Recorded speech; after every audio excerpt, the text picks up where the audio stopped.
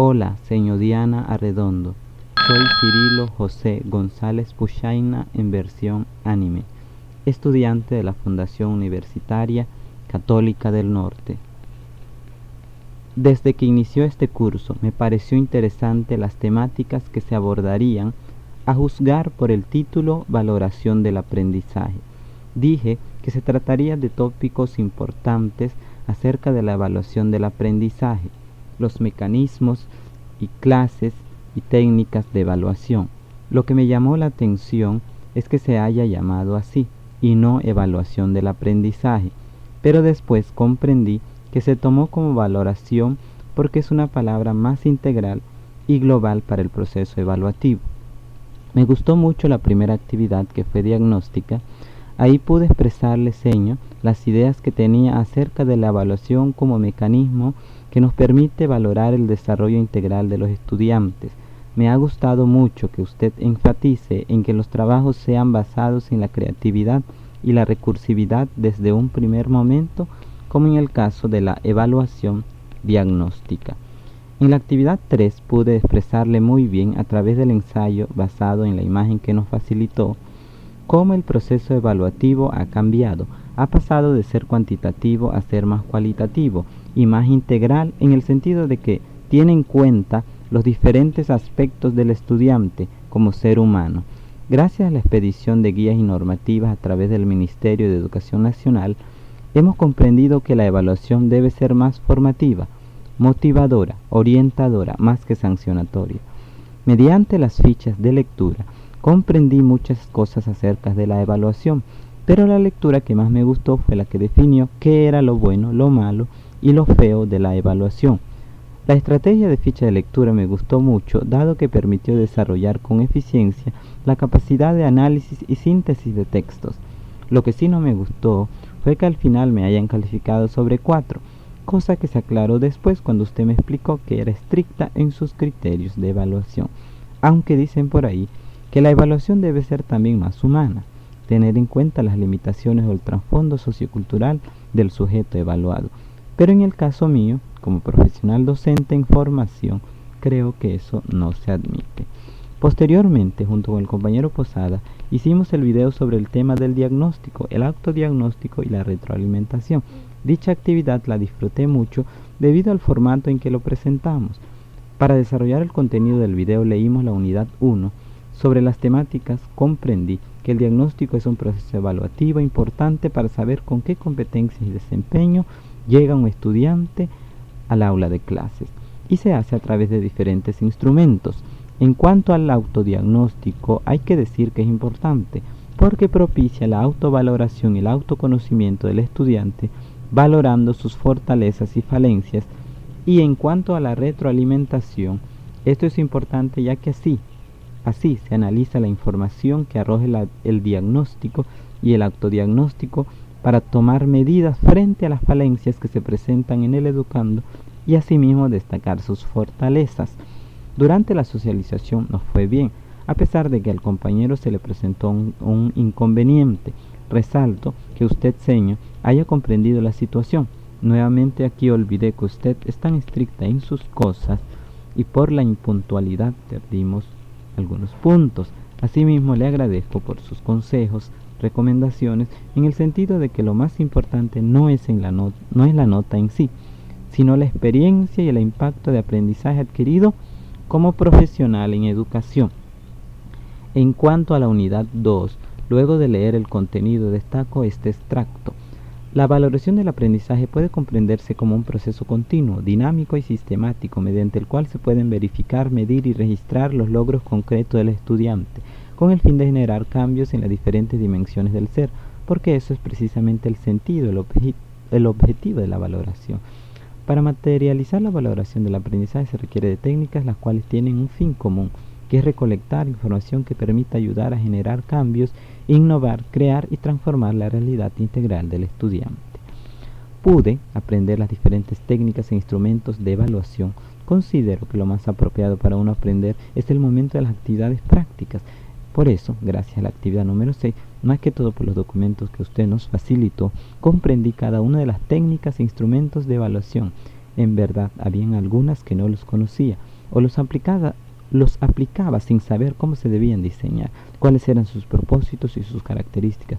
Me gustó más que todo y aprendí mucho con el documento donde estaban los instrumentos con sus características y ejemplos. Es por ello que contextualicé el instrumento escala de Likert para valorar mi proyecto de grado.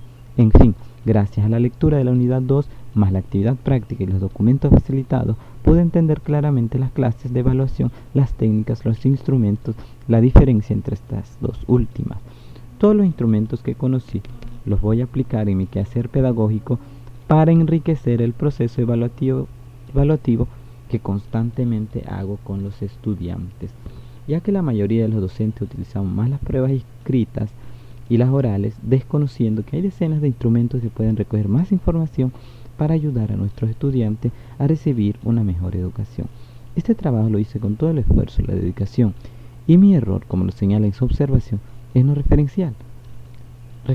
Le confieso que además del documento que facilitó, consulté solamente uno más, no copié nada de internet, simplemente me basé en los documentos que me facilitó.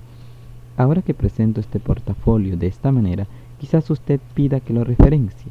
Creo que no es necesario porque lo que aquí expreso son mis apreciaciones y hallazgos a través del recorrido en este curso, y además, como está en este formato Boki, no sé cuál sería la forma de referenciarla según las normas APA. Hablando de la unidad 3, en la primera parte se enfoca en las competencias. Frente a ello entiendo que el fin de la educación no es solamente que el estudiante adquiera los conocimientos, sino saberlo utilizar y aplicar. Entonces la competencia es saber hacer y ser en un determinado contexto. Aunque la evaluación por competencias no está reglamentada exclusivamente por una ley, todos los lineamientos y guías de alguna manera enfatizan en la importancia de que los estudiantes den aplicabilidad a los conocimientos en la vida cotidiana. Así, el ICFES, ente encargado de efectuar la evaluación de la educación en Colombia a través de pruebas estandarizadas como las Saber en quinto y noveno, Saber 11 y las pruebas Saber Pro en la educación superior, evalúan las competencias adquiridas por el estudiante durante el proceso de formación. Los resultados de estas evaluaciones le permiten a las instituciones de educación plantear y determinar sus fortalezas y debilidades para ejecutar los planes de mejoramiento continuo. Para registrar los datos de las evaluaciones en los establecimientos educativos es necesario tener en cuenta en la mano unos formatos, los cuales principalmente son 4, y son formatos por periodo y resultados por área, formatos para resultados finales del periodo por área, formato para resultados generales del estudiante y formato para el consolidado final del año. Aunque como hoy en día las TICs han permeado a la educación, estos formatos ya se encuentran sistematizados en las plataformas online. Así se maneja en la escuela donde trabajo. La entrega final de los informes a los padres de familia es importante, ya que permite al acudiente saber del progreso de su acudido en el proceso formativo. Es por ello, como lo establece el decreto 1290 de 2009, abro comillas, la estructura de los informes deben ser claros, comprensibles y dar información integral del avance de la formación. La periodicidad en la entrega de informes a los padres de familia la definirá cada establecimiento. En la parte final de la unidad 3 pude reforzar los conocimientos en cuanto a la importancia de la evaluación y la retroalimentación para la práctica pedagógica, y que si analizamos bien los resultados de los diferentes mecanismos evaluativos que aplicamos, nuestra práctica pedagógica debe irse ajustando y mejorando para el bien de nuestros estudiantes. Asimismo, pude ver además la guía 31 que establece los mecanismos para la evaluación de desempeño anual que se aplica a los docentes, más que todo a los del decreto 1278, es decir, los nuevos que ingresaron por concurso de méritos, que es mi caso. Si el docente no obtiene los puntajes satisfactorios, se requiere que establezca un plan de mejoramiento. Esto para ir enriqueciendo su quehacer pedagógico. Con esto nos dan a entender de que la evaluación no solo se aplica al estudiantado, sino también a los docentes, porque la práctica pedagógica influye mucho en el proceso de enseñanza y aprendizaje de los estudiantes, aunque hay otros aspectos que también influyen, pero es la labor pedagógica, junto con las acciones de la familia, la que en mayor parte garantiza a los estudiantes a tener una formación adecuada. Finalmente, hay que decir que este curso es tan completo, tan integral, ya que aborda todo el proceso valorativo con todos sus aspectos integrales, incidencias normativas nacionales, de manera que he logrado un buen aprendizaje. Me permitió profundizar más que todo en las técnicas necesarias para un docente en ejercicio como yo.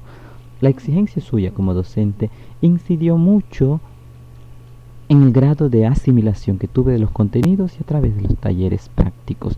A usted, señor Diana Arredondo, gracias por sus consejos, exhortaciones, y le pido el favor de que lo que he expresado acá no lo tome con molestia alguna, sino que me he permitido expresar el proceso de más aciertos que desaciertos que he tenido en esta materia fundamental para nosotros, los profesionales de la educación, ya que la evaluación es un proceso transversal que toca todos los ámbitos del acto educativo. Me pareció interesante que usted dejara a nuestra creatividad la forma de presentar el portafolio. Asimismo, espero ganar la evaluación en línea. Para ello, volveré a leer los documentos. Hasta aquí, señor. Gracias por su tiempo. Hasta pronto.